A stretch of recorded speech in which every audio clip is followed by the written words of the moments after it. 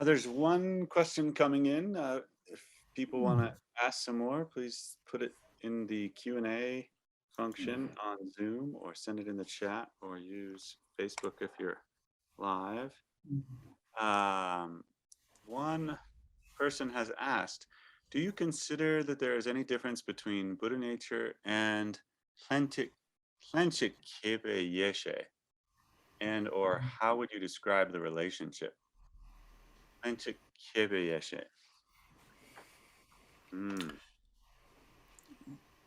Yes, well, this is the one, one of those sort of tricky questions that I wouldn't really know how to start answering. But of course, Buddha nature is covers a variety of stages, really. And if in the classical explanations, Buddha nature refers to the state of Buddhahood as it's present in a sentient being who still has obscurations.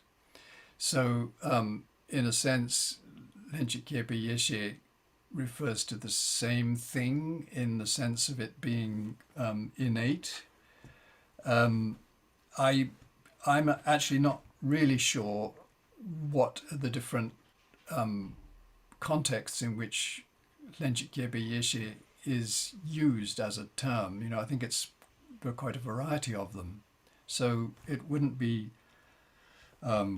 it wouldn't be fair to sort of say, well, yes, they mean exactly the same thing. I think it's a question of context. But of course, in the end, they're referring to the same, the fact that this is really something that is our nature and has always been our nature. And therefore, what we're trying to do is to uncover it, to discover it. And that's what the path is really all about.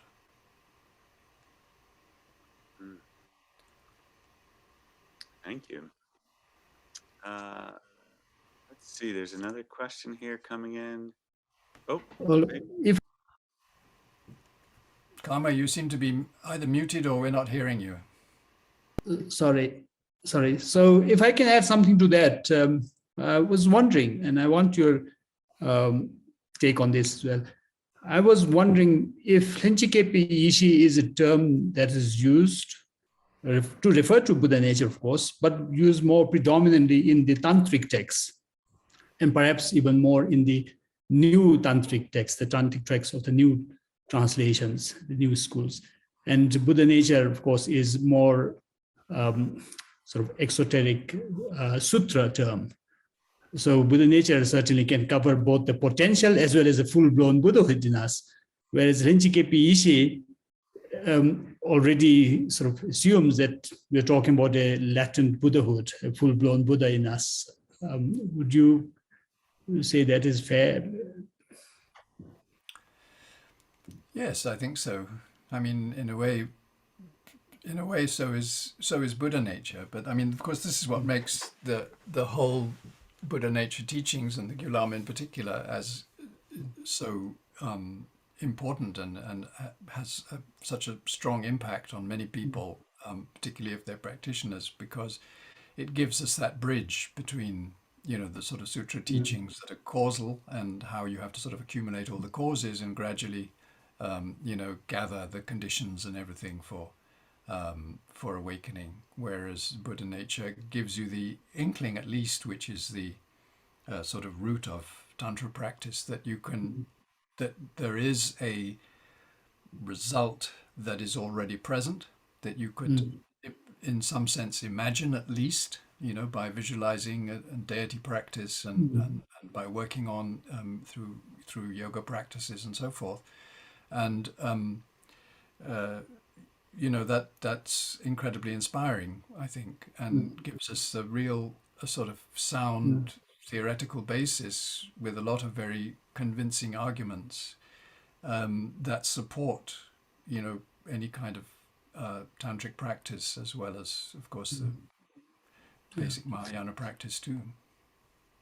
And this term, Lhenchik Khepe Yeshe, often comes with the sort of the preceding qualifier, nyukma, innate. So Mipham deals with the nyukma Lhenchik Khepe Yeshe, or nyuksem, in his trilogy on innate mind.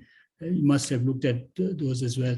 In fact, I was wondering, even the commentary on Dulama is not something Mipam composed sort of seriously in his lifetime, but was compiled by his students. And the Nyuksem, the trilogy on the innate mind, they are also sort of compilations of his students. When you look at them, do you find any issues? Do you think all the ideas can be attributed to Mipam himself?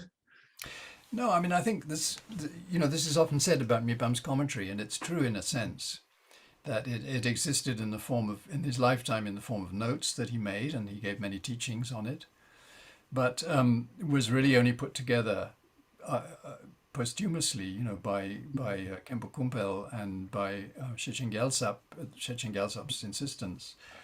But Mipam gave quite a lot of very clear indications of how he would approach the Gyulama, and in fact, I was very interested when I first started trying to translate it, because I realized how very close it was to Kongtrul Rinpoche's Jamgon Kongtrul's commentary.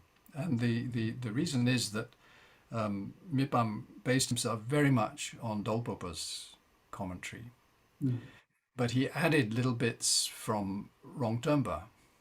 And so it makes it a very balanced, I mean, we say Dolpopa, of course, you think of the sort of extreme Shentong views, but actually Dolpopa's Gyulama commentary is very reasonable. It's very sort of, it's very, yes, moderate, I would say, from a Shentong Rantong point of view.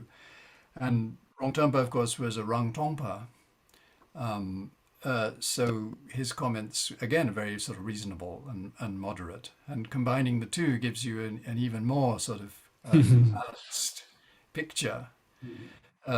So I think Mipam's commentary is, and it used the structure that Mipam had recommended, which was Patrul Rinpoche's subject, which again was pretty much based on Dolpopa's commentary. So you have this sort of combination of views and aspects that are not very elaborate, but present a very clear picture of the meaning of the text, without going into lots of sort of details of and in a way it ends up very simple, and I think that's one of its great qualities.